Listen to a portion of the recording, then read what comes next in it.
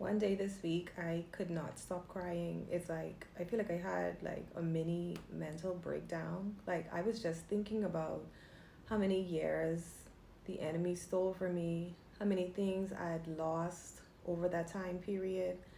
I was looking at the clock, saying I'm getting older in age. Like, I was just thinking about so many things, and it began to make me weep before God because coming into my true relationship with God, I realized how many things I let the enemy just take from me. I realized how many things died because of my sin and just because of generational curses, even.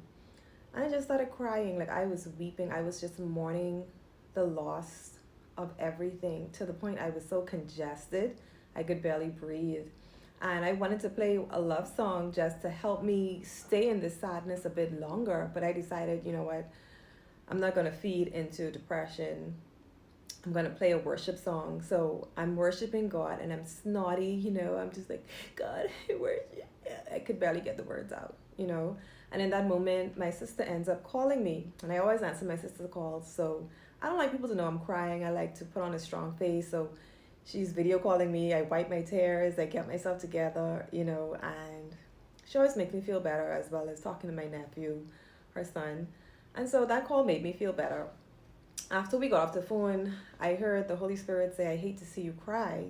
And he was saying that's why he sent that call so abruptly to interrupt my morning. Many of you have been crying, a lot of heavy hearts this week, a lot of grieving, a lot of loss, a lot of pain. And God says to tell you, I hate to see you crying. Then he took me to the book of John, chapter 11, where he raised Lazarus from the dead. Verse 32 says, Then when Mary came where Jesus was and saw him, she fell down at his feet, saying unto him, Lord, if thou had been here, my brother would not have died. Like me, like many of you this week, you've been mourning the loss of some things, but at the same time, you were bowing at the feet of Jesus. That was Mary's posture. She was weeping, but still honoring Jesus. God said, I've seen the tears of many of my daughters, of many of my children weeping, but still falling at my feet, and it has stirred my heart. That's why he says in John 11:33 and 34, when Jesus saw her sobbing and the Jews with her sobbing, a deep anger welled up within him. This anger meant he groaned in the spirit. It troubled him that death had taken away someone they loved and made his daughter mourn at his feet. Many of you have lost some things you loved. Some of you literally lost loved ones. For some of you, your career died, your hope died, your relationships died, your faith died because it took so long for God to come and fix it, to turn the situation around. It all died. And many of you, you're like me, like Mary, you're disappointed over the death, but your posture towards God has not changed. You're mourning the last season, but still praying, still worshiping. And for that reason, God says he's about to do a crazy miracle in your life. The miracle God is about to give you is going to bring a new level of faith within you. That's why it says in John 11:14 and 15, then Jesus became explicit. Lazarus died, and I am glad for your sakes that I wasn't there. You're about to be given new grounds for believing. Now let's go to him. Your tears and your posture has made the Spirit of God groan. It has moved him in such a way that the world is going to see the miracle that he is going to bring your way. John 11:34 and 35 says, he said, where did you put him? Master, come and see, they said. Now Jesus wept. The Jews said, look how deeply he loved him. Others among them said, well, if he loved him so much, why didn't he do anything to keep him from dying? After all, he opened up the eyes of a blind man. Then Jesus, the anger again welling up within him, arrived at the tomb. So Jesus wept at the sight of death over his friend, but it also angered him to hear people mocking the situation.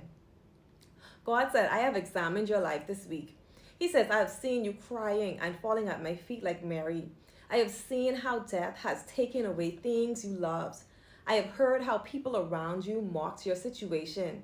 And an anger has welled up in him so great that he's going to give you one of the biggest miracles you have ever seen because you kept believing even in the midst of death.